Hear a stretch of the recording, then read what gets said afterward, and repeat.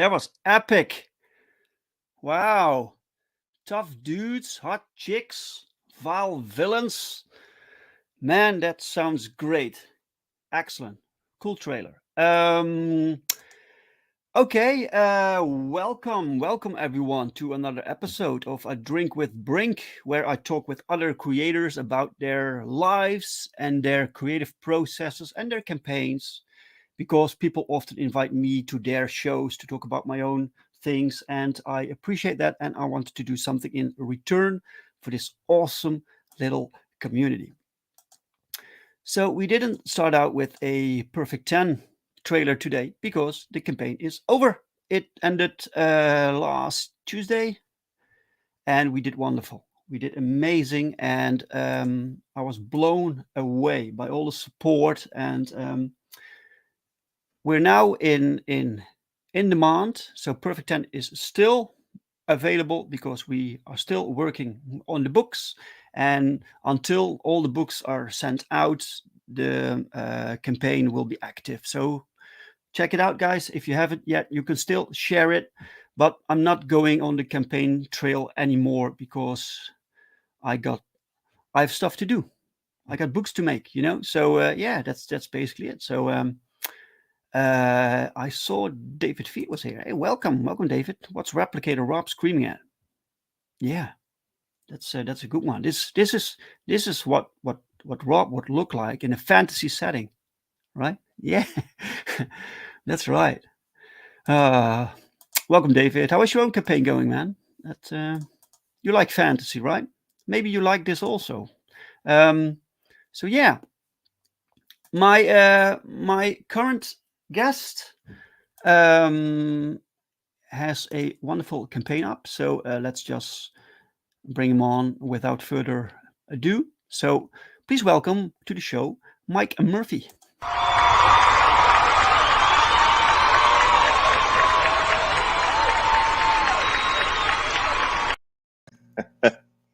Hey man, how's it going? Hey, yeah. I'm good, man. How are you? I'm good. Thanks for having me on. Yeah, you're very welcome. David Feed says Jeff Leslie's art is what? What does that mean?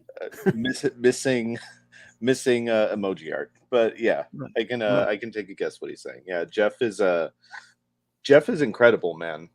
He's a guy that I've been following for a few years now on Twitter, and it was that thing of like just always looking for an opportunity to work with him. And once this kind of started coming together, he was pretty much the only artist I saw in my head for it. Right. Okay, cool. So you just okay, let's start at the beginning, right? For Sure. people who don't know you, who don't know Mike Murphy, tell us a little bit about your history Mhm. with comics. Sure. Well, comics have always been a part of my life, and it's that thing of you have a couple moments in your life where you're like, oh, I'm pretty sure this is what I'm going to be doing with the rest of my life, and as a kid, one of those moments was the first episode of Batman the Animated Series, Right. and Yes. and yeah, just life changing, man. It was the Man Bat pilot.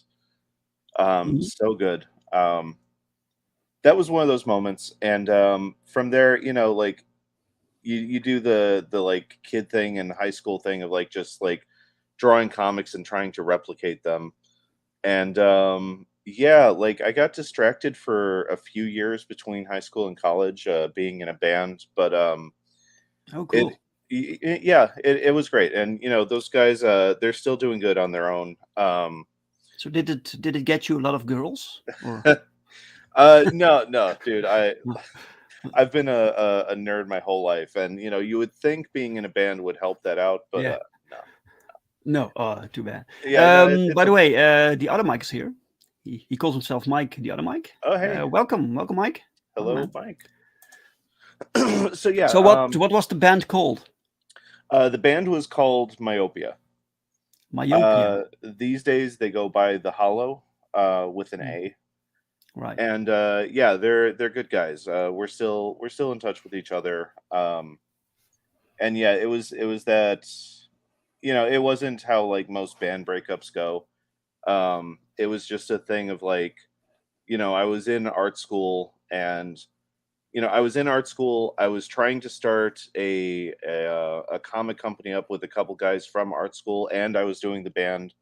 So it was this thing of like, I'd literally be like doing a meeting with the comic guys, take a train from downtown to where I lived, and then I'd have to like hop in my car and drive way out to like wherever the band was playing, and I'd get there like just before the set was about to start. So, at a certain point, it was clear like something had to give. Right. Um, so yeah, from there, it was just comics 24/7, and the company that I was trying to build with those guys back in college eventually came crashing down uh, right in the middle of a comic convention. Actually, just it was kind of a confluence of everything going wrong all at once. Hmm. And I had been dating Selena, my wife, for like a month or two at that point, and so she was there for the whole thing. And after all that came crashing down, I was just like, do you want to just kind of go back to basics and make some comics? And so we started Chibi Comics kind of then and there, and we've been going ever since. Right. You tried to make or to build a company, right? Yeah, with You said, yeah. a couple friends of mine back in college. Right. Right. And it was for comic production. Yeah, it was going to be our company was called Optic, and we were going to build this giant online slash print anthology magazine. Oh, big time convention soap opera addicts. Um, we were trying to build this like hybrid online slash print anthology thing, and yeah, like it was five guys in total, and by the time we actually managed to get the thing printed up, the website started, and premiere the book at the comic convention, it was down to just two guys, uh, me being one of them. And yeah, like by the end of that night, like me and the other guy were just like, there's no point in this because it's just us at this point. Like Right. there's no anthology, there's no group. It's just you and me making this book, and we can't sustain that. Hmm. Yeah, man. That's tough. That's tough. Yeah, So you went back to basics, and yeah, yeah. We started Chibi Comics, and true to our name, like we started with just mini comics, and we kind of oh, small format comics, you mean? yeah, yeah, like 5.5 by 8.5, just ash can size. All right. Yeah, so Selena and I, made those and kind of just shopped those around Chicago for like a year or two, and then we made the big move out here to the West Coast, and that was kind of the start of us in earnest trying to work our way into the mainstream industry.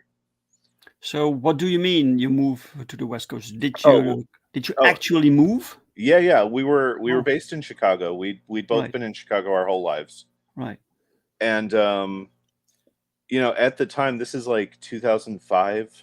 Um, at the time, like Portland was, it was still known as kind of like a very like heavily left leaning hippie ish city, but Yeah. but for whatever reason, it kind of became this like comic book mecca. Like everybody was in Portland. You had Oh, really? Okay. y- yeah, I mean, like everyone from like Bendis and Matt Fraction to you had comic companies out here. You had Top Shelf, you had Oni, you had Dark Horse, of course. Hmm. So it was just like a citywide comic book convention, and it just seemed like something that we needed at that point in our lives, and it would certainly help us like get our foot in the door. um Okay. so yeah, Right. we just headed out there, and with no plan and like next to no money, and it was just that thing that you can only do when you're in your like early 20s. Right. Um, like these days we're talking about another move, and like we could never be as reckless as we were back then. Right. Yeah. Right. Well, you did have some kind of plan. You even moved for it, right? So you were like, when I'm in the center of this comic book, Hmm. uh, or what is it? Yeah. Business studios, amongst the studios Hmm. that you got noticed, perhaps, right? Yeah, I mean that was the hope. But Mhm. it wasn't like we had any contacts. It wasn't like we had any serious wheels in motion. It was just kind of like, let's jump into the deep end and assume that everything's going to work out. Right. Right. So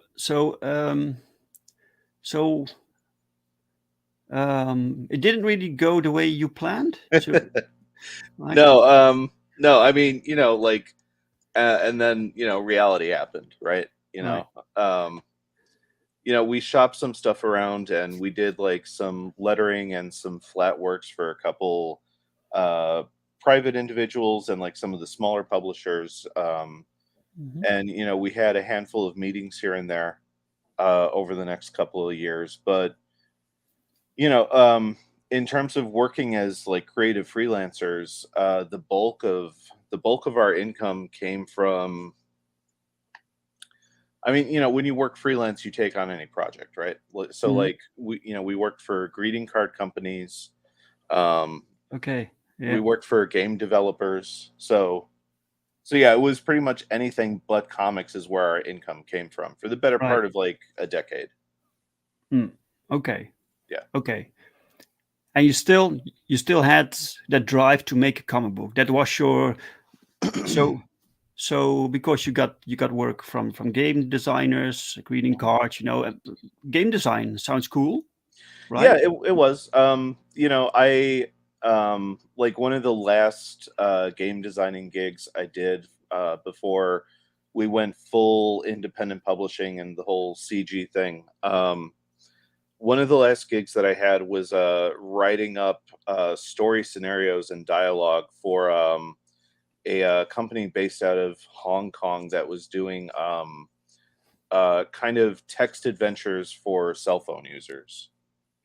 Oh, Yeah. okay. So it's just weird stuff like that where you're like, when you first start off, you're like, you'd have no idea what it is that you'd actually be doing like 5, 10 years down the road. Right. Yeah. Yeah. Yeah. Yeah. So Oh, yeah. no, go ahead. No, no. So this idea for Mhm. your current comic book, did it exist back then, or is that something new? Well, the character existed. So I've been, both in pen and paper and like video game form. Um, Whenever I play an RPG, I've been playing as Longshadow as often as I can. Um, Oh, okay. Yeah. yeah, yeah. Cool. Like I did like a short like year and a half D&D campaign with some people, and like everything from like the Elder Scroll series to like basically if there's any character creation system, like I try to work up a Long Shadow version for Right. whatever game it is. So the character existed, but the world and the idea of like publishing it as a pulp and building all that stuff up, that didn't start till about like September of last year. Oh, that's fairly recent even. Yeah, yeah, yeah. Oh, wow. Dr. Ino dropped in. Hey, welcome, Doctor. Hey. Welcome, man. How are you doing? Hmm. Uh, okay, so you didn't know beforehand that this was the character you wanted to make the comic with. You just knew you wanted to make a comic, Yeah. but not. Yeah. So heading into with our last two campaigns, the Gods Fear Me and Deep Well, we had like huge like behind the scenes production issues with some of the people that we brought on to help produce it, and that kind of left us in production hell for most of 2021. It Mm, was just kind of having to sit there and wait for these delays to work themselves out and get the books out to people. So yeah. and like we're still in the process of that with Deepwell. Like hopefully, Deepwell should be going to Eric to letter sometime next month. Um, so I Deep Well, knew. that's the sequel. No, no, no. So Deepwell is our previous title from Longshadow. Oh, right. Right. Okay.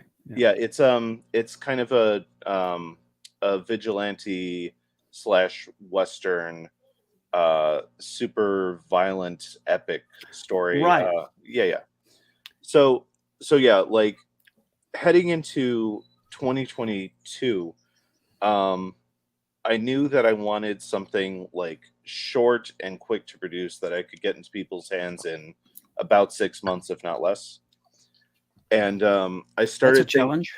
yeah, well, I started thinking about pulps, and the idea really resonated with me because I was like, okay, I could produce about 120 pages, worth of prose, writing. Hmm. And again, then I started thinking about Jeff, and I was like, well, if I hire him to do, somewhere between like 15 and 25 spot illustrations to fill up, the book, um, we could turn that around in like 4 months. So that was kind of the start of it, um, and it really came together quick. He got the character based off of just some rough designs that I sent over to him, Hmm. and yeah, like early January, we were ready to launch the campaign. Yeah. Uh, Excellent. Production. Mike says production problems seem common as hell the past couple of years with artists and printers, Yeah, yeah, paper like shortages. Yeah. paper shortages. Yeah, like I'm not. Uh, what I always say is like, look, my name is on the campaign, so ultimately it's my responsibility. Hmm. Yep. I'm never gonna name names. I'm never gonna throw people under the bus. But if an issue on the production end of things happens, it is what it is, and thankfully, most of our backers have been very understanding about that stuff. So Right. I'm Yeah. grateful for When that. you make your own book, you have a campaign, and you set the delivery date always.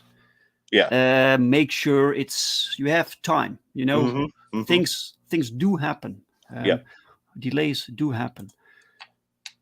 Um, okay, great. So you produced this in a few months. That's that's cool. That's Yeah. Yeah. I had by the time we launched the campaign, I had about 80 pages written, and wow. yeah, now it's done, and I'm doing a second draft while Jeff, produces the art for it.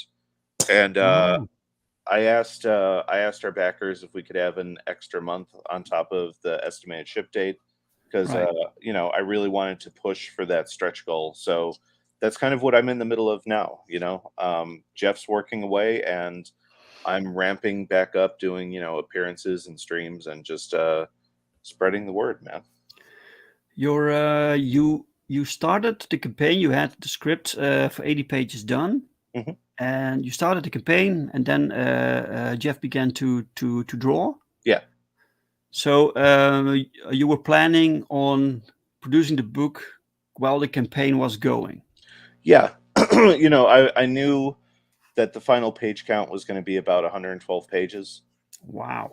um and yeah, again, like it's prose, so it's just it's just words. Like it's not a traditional comic, but still, like, Oh, okay. yeah, Right. I got yeah, that completely wrong. it, So this is why David asked the question: are there plans for Long Shadow comic? yeah. There are definitely talks. We both want to see where this first volume ends up by the time we shut down the campaign. Hmm. But all of our backers and people who have shown interest in the book have all expressed interest in, seeing not just another pulp edition for the sequel, but maybe a comic tie-in or spin-off, or who knows. We're talking. Right. Okay. Okay, that's great, man. I was thinking it was a comic book, but No, yeah, it's okay. yeah, yeah. Yeah, You had some cool art there. I was like, yeah, man, this is a book or a yeah. comic book So novel. That's great too. yeah, so for anyone that's not familiar with the pulps, they kind of they're not novels and they're not comics. They're somewhere in Mm, between. right. They're a medium that existed, at the early part of the last century, and comics kind of grew and evolved from them. And Mm, like you've got light novels in Japan, which are essentially the same thing, and they're still very popular overseas. So I like the format a lot, and right. part of this campaign is figuring out a way to modernize pulps for current audiences.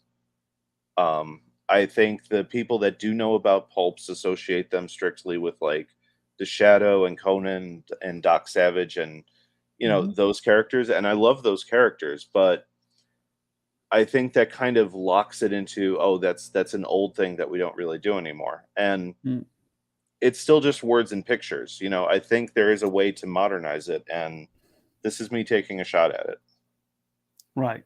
So, where did you learn the writing craft? it. I so I went to college strictly with plans to like become a comic artist. And you know, going back to the that company that we were trying to build, um, it quickly became apparent that one of us had to be a writer, otherwise none of us would actually have anything to draw. Right. And Yeah. I kind of drew the short stick, so I got stuck with it, and Mm, like I don't know. I'd say over the course of like 2 to 4 years, I grew to appreciate it, and then I grew to love it. Obviously, it's easier in terms of production time to write something instead of draw something. I still draw, in my day job with the freelance work, but for the most part, in comics, it's just writing these days. right. And Right. So you started reluctantly because it yeah, needed to be done, y- but now you don't mind. You mhm. you, you actually love writing.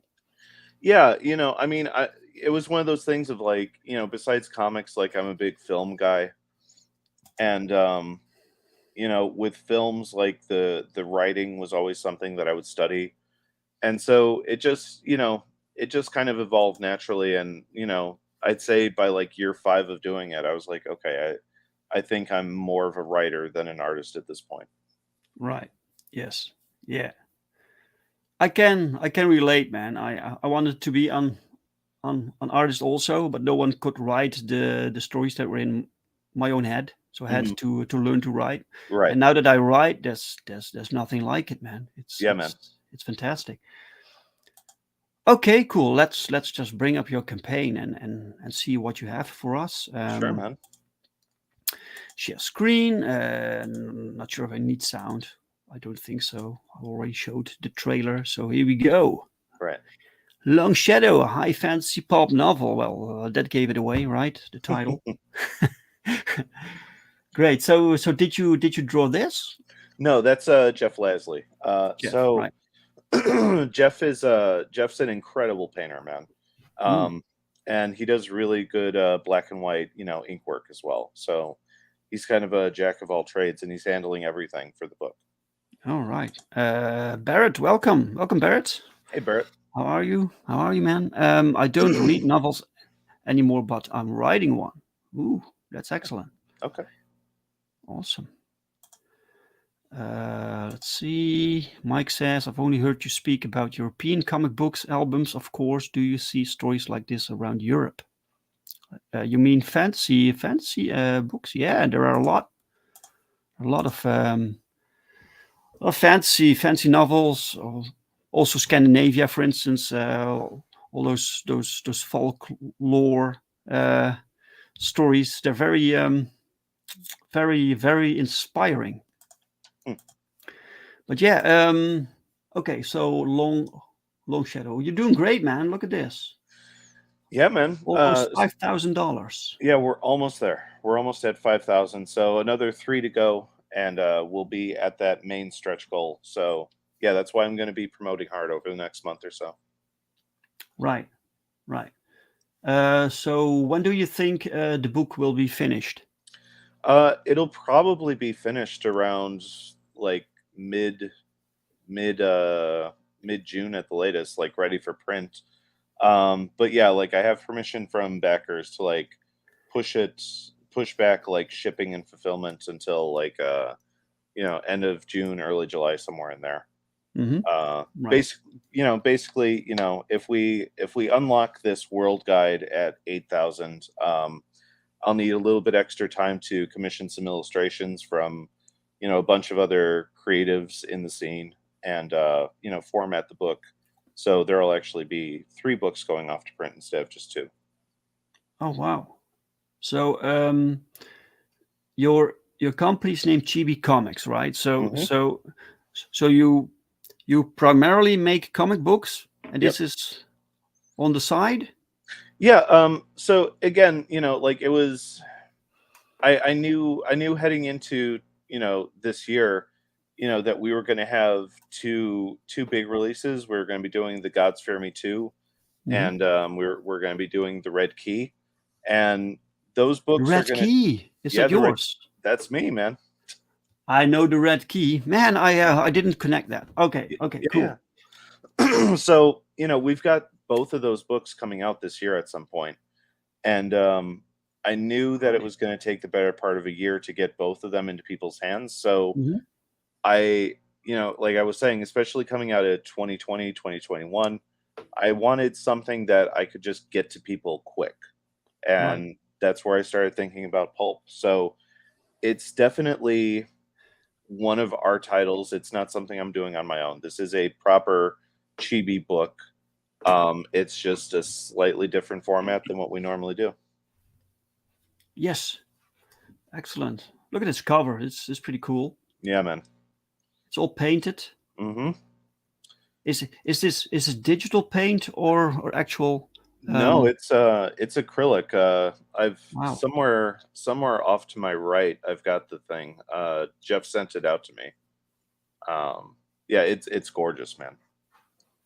Yeah, man. Looks fantastic. Okay, so Longshadow was living in your head for a long time. Yeah. So you knew exactly what he looked like, right? So you Hmm. made sketches for Jeff. Yeah. Yeah, and it just kind of coincided with me getting to know Rob for, a little bit, and I'm like, oh, it's a funny coincidence, and of course everyone started bringing it up. Yeah, yeah, Yeah. yeah, man. Cool. Yeah, Okay. so yeah, like he's existed in my head for the better part of like 10 years at this point. And Hmm.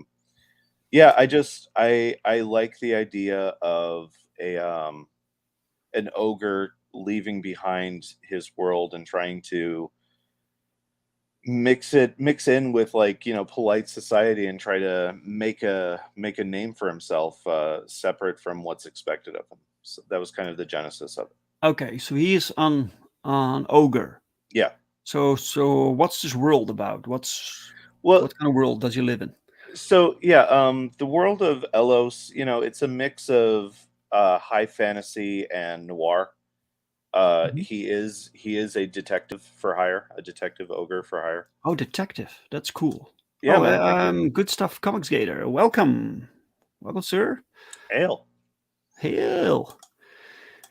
Yeah. Okay, ogre detective. That's interesting. Hmm. So he has to solve some mysteries. Yeah. He operates out of the town Colon Brick, and he specifically has a table at the back of a tavern called Amberglass, and people come to him with job offers, and it's kind of the A team thing of like, find us when you need us. Hmm. And he's approached one night by you've seen her in the trailers. Her name is Red Locks. She's your traditional Frazetta fantasy archetype, just Yeah. completely naked but with a sword. uh And she approaches him with tales of this being known as well, I don't want to give his actual name away, but he's the Prince of Echoes, and he is he's this vampiric force, but instead of blood consumption, he actually drains a person's soul, spirit, whatever you want to think of it as, and then can inhabit their shell. So think of him as like a mystical take on the Thing, almost. All right. Okay. Yeah. Yeah. So she hires Longshadow to like track down this thing, uncover a couple things about it, and hopefully take him out. And that's kind of where our adventure starts. Hmm. All right. Awesome. Yeah. Look at this. Look at this, man. This is the eye catcher of the Yeah, it campaign, is. right? Yeah, it is. Speaking of Redlocks, there she is. There she is. Yeah. I, So yeah, this is a Best Preston. This is Preston Acevedo. wow. Um, he does all of our alternate covers, and they're all in black and white. And I think so far this is my favorite that he's done for us. Yeah. It's fantastic. How did you manage to get Preston to do this? I mean, me and Preston have known each other for a few years now. With way back when we were doing the first campaign for The Gods Fear Me, that campaign needed a boost at a certain point, and Hmm. I had no idea who Preston was, and all of a sudden one day, in my DMs, like he writes and he sends me this incredible image of the Puppet King, the maid bad guy from The Gods Fear Me, and he was just kind of like, "Do whatever you want with this, man." And kind of from there, I was like, "Look, you're going to be our guy." So we used that as the alternate cover for Gods Fear Me. He did one for Deepwell, and yeah, man, it's just kind of whenever it's time for a new campaign, like I drop him a line and I'm like, "Hey, here's what we're doing. Are you interested?" Right. Yeah, man. Fantastic. This is phenomenal, man. Yeah, man, it's Um, it's so good. you will be keeping this black and white. Yeah, so I like the contrast between for all the books, like the main cover in color and Preston's in black and white.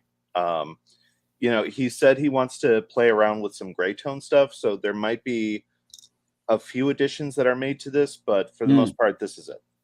Yeah. Yeah. Um, indeed, it looks great without color, man. There's Yeah, absolutely. no need to add it. Yeah. So, all right. So she was easy to design, right? Yeah, yeah, Yeah. And then the sword looks special. yeah. So what I've been saying about Redlocks the entire time we've been doing this campaign is the main thing you have to ask is, does she own the sword or does the sword own her? Hmm? Uh, it's a um, it's a it's definitely a parasitic relationship between the two of them. Mm. The sword is the source of all of her abilities, but it also is very much alive. And when it came to designing it, um, I wanted. I don't know if you've ever seen Samurai Jack. Yeah, parts of it, I think. Okay, Yeah. well, the main antagonist for Samurai Jack, Aku, Hmm. was kind of this like black demon that was kind of like liquidish and could shapeshift and turn into all these things. Right. Um, I definitely wanted the sword to have the look and feel of Aku. Hmm. Just like it's a blade, but it looks like it could potentially always be in a state of flux. Right. So can Yeah. it also become other forms? Um. Yeah. I like. There's stuff that I can't get into, but yeah, it can. Right. Stormbringer rears its ugly head and sighs. Why didn't I get just a hot host? Right. Yeah. Yeah. The blade really lucked out with red locks. Yes. Yeah. Okay. Cool. So this demon is there a specific character, or was it just a random demon for the pinup, It the poster? started random. Yeah, I just told Preston go full Frazetta. All right. I Yeah. didn't give him any other direction than that, and this Mhm. is what he came back with. And I was like, well, man, now I got to do something with that guy. So Yeah. we've Finally. got plans for him. Cool. Cool, Yeah, man. man. Yeah. It's great when art inspires the story also. hmm Okay, this is also beautiful. This is by Jeff. No, so this is by my buddy Simon Sim Potier. Oh, sorry. Yeah, Sim. Okay. Sim, the one and Mhm. only Sim, man. Yes. Yeah, it started off. He did a pinup for us that we were gonna print off and give to all of our backers, and just as the campaign went on, man, like everybody really responded to that image, and I was like, hey, like, why don't we've never done a third alternate cover. Like, would you mind if I use this as a third cover? And Mm. he was like, sure, but I gotta color it. So he came back with this, and it's incredible, man. I love it. Yeah. Nice color usage here. Yeah, exactly. Very cool. Yeah. hmm So yeah, Great, man. yeah, like this is our first campaign with three. Well, I shouldn't say that because we did have the mail-in cover for Deepwell, but that was kind of Dude, you got made in for a campaign. yeah, Oh shit. Deepwell, he produced a cover for us, and it was a very limited thing. Like, Wow. Yeah. yeah, it's Awesome. yeah, it's incredible, man. But yeah, just kind of like planned out. Like this is our first time with three covers. Right. So this lady hmm and Longshadow, they have something together. Yeah, so this is when Redlocks first appears to Longshadow. Hmm. We the story opens with him coming back after an adventure, and he has a base built into the side of a mountain that he kind of handcrafted himself. The mountain's just outside of the town that he lives in, Colon Brick, and Mhm. underneath the mountain are these hot springs, and he's unwinding, and all of a sudden Redlocks appears to him. She kind of teleports in and Oh, makes the job offer. wow, cool. So is there is it normal for women in this world to have no clothes, or is there a No, reason for it that no. she This doesn't wear them? the reason is the sword has its demands. Oh, Yeah, right. So the sword picked her. yeah. The sword Mm. picked her, and yeah, it's I it will be it your sword, but you can't wear any clothes. yeah. Well, it's specifically with teleportation, it's kind of Ah, Terminator rules. Like right. you gotta go in the buff. I got it. Yeah. Yes, that makes sense. Okay, so the sword makes her able to teleport. hmm Cool. Yeah, and so she just kind of goes directly to Longshadow to make the offer. Right. Oh, the red key. Yeah. It's the red key in this universe. The red key is like it says in the trailer, like I'm building a shared universe. All of our books are going to be connected, and but not in the kind of Marvel, like Nick Fury's going to appear and offer to put them in the Avengers. It's not that. My approach to like a shared universe is more similar to like what Stephen King does, where like each story is self-contained, Hmm. but if you're gracious enough to like come along with us for this journey and read all of our books, you're going to start to see some connective tissue. Mm. And this is the first appearance of the red key, because the red key is going to be the linchpin of all the multiverse stuff in our books. And Right. yeah, he is in this universe investigating something, and this is actually way later in his career than when we're going to see him in book one. Right. Oh, this cool. The red key had this actual superhero vibe. Yeah, yeah, That it's more like a superhero yeah. book, He is. right? He is a superhero. So So to see him here, that was kind of surprising. I know. So, um, like, and again, it's not going to be a thing of like this giant superhero universe where everything's deeply interconnected, Yes. but little by little, we'll start to do some crossover stuff. Hmm. And I was like, if Marvel can have Thor running around in their superhero universe, I don't see why I can't have a giant detective fantasy ogre running around a superhero universe, or vice versa. Right. Yeah. So these drawings, what are they made for? So these are going to be in the book. Okay. These are going to be the spot illustrations that we drop in and mix with the text. Oh, all right, all right. So there will be more Yeah, of these. yeah. So we have like 3 or 4 of these things produced so far. Hmm. There's going to be somewhere between like 20 to 30 of them when the book's actually done and in print. Right. Yeah. Okay. And these will also be black and white like Yeah, this. yeah. Yeah. Okay. Yeah. Nice. Mhm. Okay. Then we have the world. This is always cool when you can build your own world. Yeah, man. So Yeah, talk about this. Talk about the kingdom of Elos. yeah. So the map started off with uh I just needed a sense of where everything was without basically just like either keeping it all in my head or making it up as I went along. Right. Um, Yeah. so I designed the map, and once I had a rough of it done, I was like, well, I might as well just make a finished, polished version of this and put it up for sale on the campaign. And it was one of the first things that sold. So I was happy Oh, about that. cool.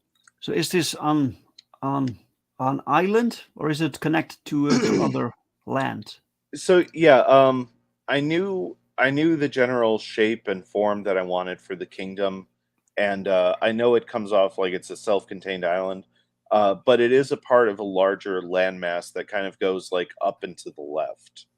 Um, Okay, here, right. Yeah. but yeah, like specifically for the kingdom itself, like these are the borders of it. Okay. Great. If Lake Ivy, Mhm. Bells of Salvation, Yeah, I wanted. Monster Point.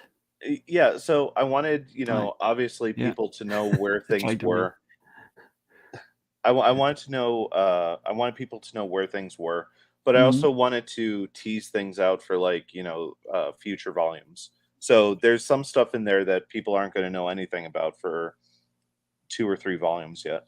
Right. But why should people not travel to the Four Fingers? Oh, that's a big one, man. That's book 3 stuff. Yeah, Ooh, yeah, that's good. You got to build mystery.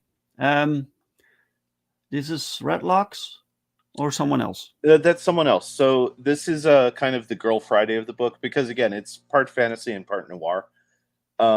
So this is the head barkeep of Amberglass. Well, Okay, major waters. right. Oh, Renaki. Hey, Renaki. Welcome, welcome, mate. Hey, Yo, yo, yo. how's it going? So yeah, she's the head barkeep of Amberglass, and she's kind of the girl Friday to Longshadow. All right, right. Yes, cool. Yeah, she's probably very popular also, right? Yeah, yeah, Yeah, yeah. I had fun designing her. right. This is your art. Yeah. So this is the initial character design for Redlocks, and what we did with the campaign is we listed some of the character designs for sale on the campaign alongside a copy of the book, and it's turned out pretty good for us. Right. Cool. What's this? So this is the analogy that I've been using is his name is Rinsmore, and he's kind of Q to Longshadow's James Bond. whenever there's something mystical or magical that Longshadow comes up against that he doesn't know how to deal with, he goes to see Rinsmore, and Rinsmore hooks him up with like a spell, an incantation, a device, something that can help him get through whatever the issue is. Awesome. Okay. Then we have And that's the Prince of Echoes in his base form. He's kind of a being of smoke and ash. right. And these are your designs that you Yeah. put on here for people to see your designs, right? Yeah, so like I handled the majority of the character designs, and Jeff needed something to work off of as he started the illustration. So, I Hmm. just kind of sat down one night and banged all of them out. Right. But Matt Burke drew this. Yeah, Matt Burke's been he's a great dude, and he's been a big fan of the campaign and a big supporter. And yeah, just one day he was like, "Hey, like if it'll help, here's a pinup. You can add it to the campaign for sale." Ah, that's always great, man. Yeah, absolutely. Yeah, Matt's a great guy. Yeah, great. Okay, cool. Let's see what kind of perks you have for us. Sure. The swag bag for $50 has a copy of Longshadow, the prequel novella. Hmm. Okay, Yeah, you get extra book. yeah. So we do since well, for all of our campaigns, we've been doing prequel novellas, and this is kind of where the idea for the pulp started. Mm, Um, so the prequel novellas are a great way to like add lore and world building stuff without like bogging down the main book. mm. So the prequel novella is called A Murder in Amberglass, and it's set 8 years before the start of the book, and it's Longshadow's first night in town. He's traveling, he stops in for a drink, and within an hour of him being there, there's a murder. And so he has to solve this locked room murder and at the same time clear his name because, of course, a murder happens and Yeah. there's a 7 foot tall ogre. All eyes are on him. You know? So is he a little bit like what was her name? Jessica Fletcher? Like everywhere she goes, there people get Yeah, killed. yeah, Yeah. yeah, her, Poirot from, the murder series. Like it kind of like a like murder and mystery follows him wherever he goes. Yes. Okay, so you get this book, you get the prequel, you get a trading card, a print of the map. Hmm. That's great. The print is the same size as the book. Yeah, well, it'll probably be a little bit larger. We have Right. to see like what we're going to do for shipping. We can't use Gemini because the books are going to be smaller than traditional comics. Oh, okay. So I'm Understood. still I'm still trying to figure out what the best way to get this stuff out to people is going to be. Rob Price. Hey, welcome, Rob. Hey, Sup? how's it going, Rob? Mooi die she wrote. Yes, that's right. Exactly. And Rex is here. Hey, Rex. Welcome, sir. Hey. How are you doing? Awesome. So, cool. So you have so you get the map, you get 2 books, you get trading cards, you get stickers, and a mini poster of the Of cover, of the yeah, main of the cover, main this of one. the main cover. Yeah. Right. Okay. Digital. Yeah. So for $15, you get the digital book, guys. Hmm. That's great. The book itself for Yep. $20. This cover here, this one Hmm. for 23. Right.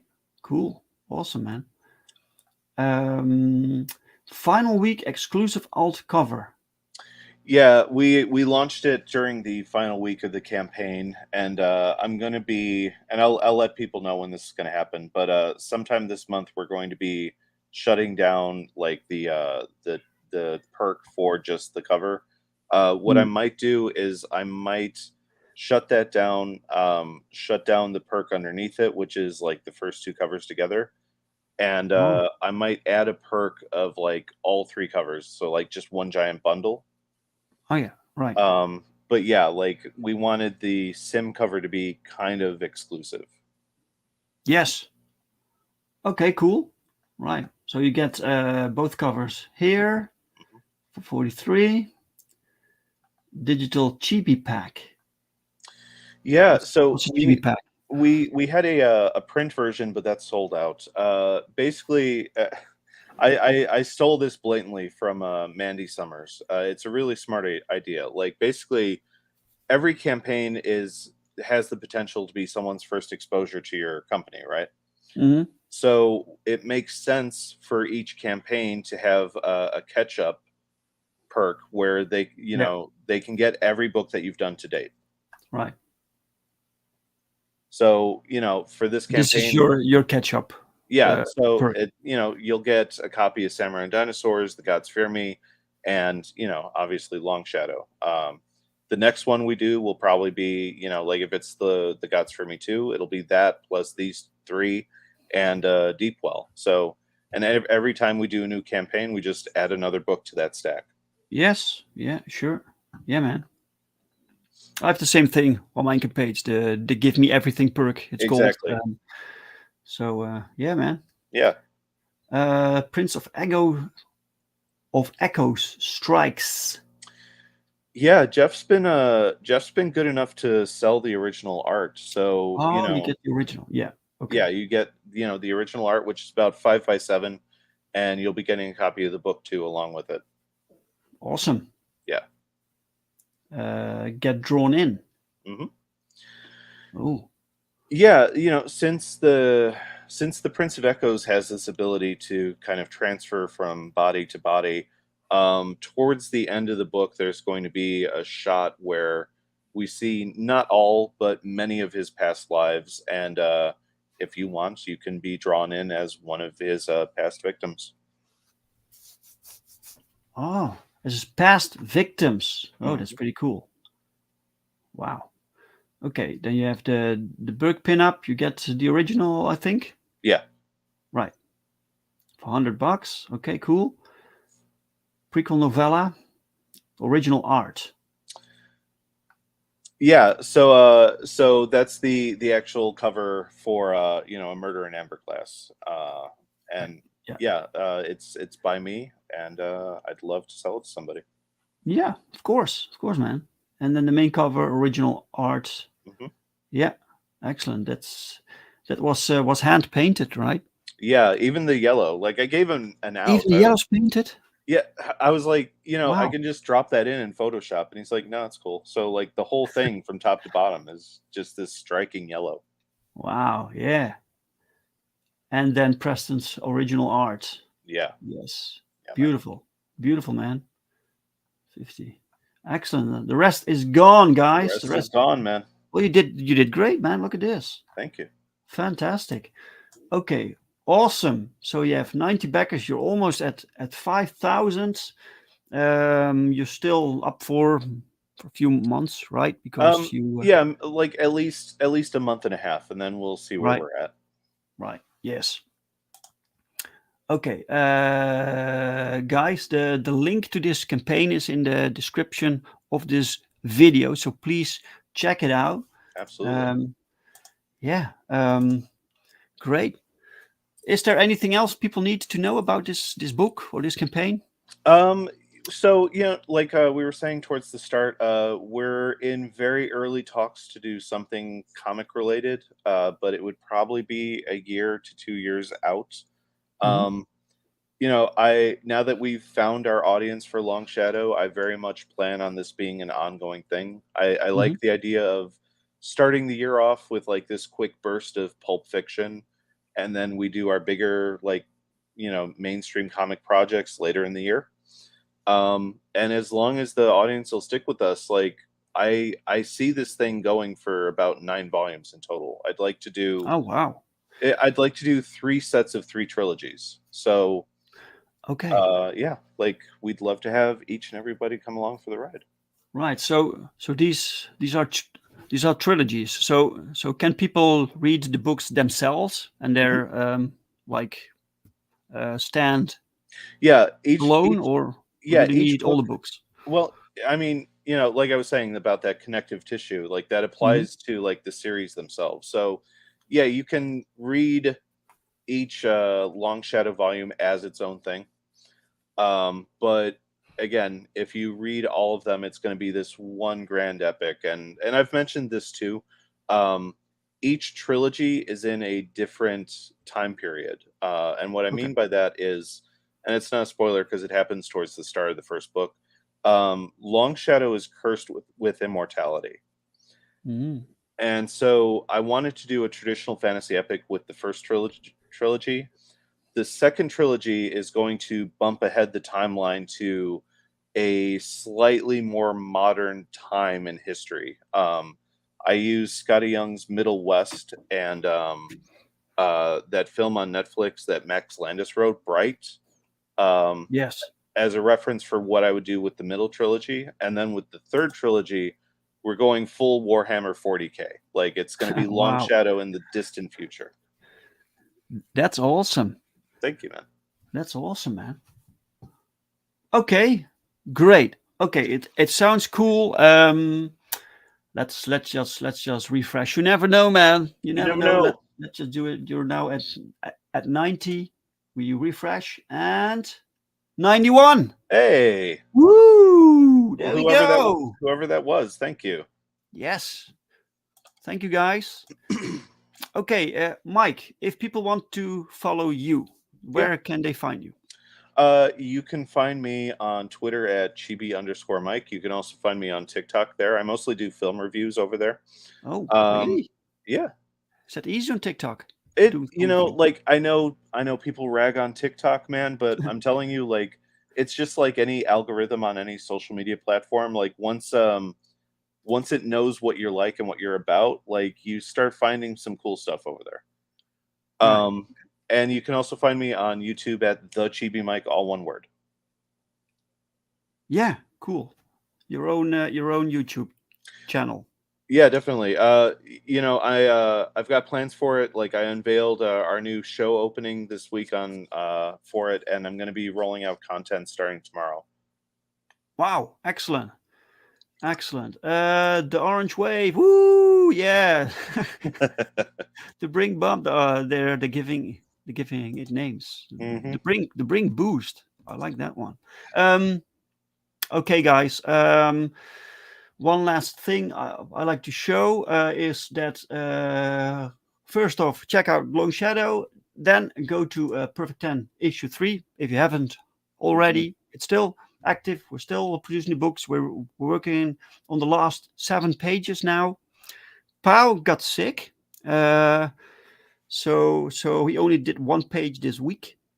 Usually he can do two. But no worries, he will be back to full strength next week.